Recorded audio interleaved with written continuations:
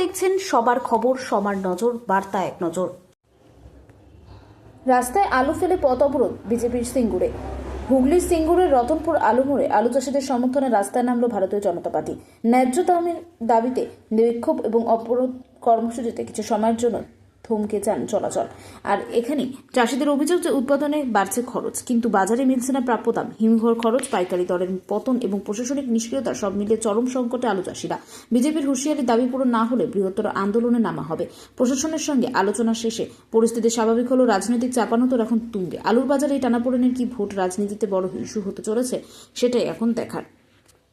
রাস্তার উপরে এই আলু ফেলে আজকে আমাদের এই বিক্ষোভ সমাবেশ, আজকে কৃষকরা যে ন্যায্য মূল্য আলুর, সেই ন্যায্য মূল্যের আলুর থেকে বঞ্চিত হচ্ছে এবং রাজ্য সরকারের যে নীতি, অর্থাৎ সেই ভয়ঙ্কর নীতি,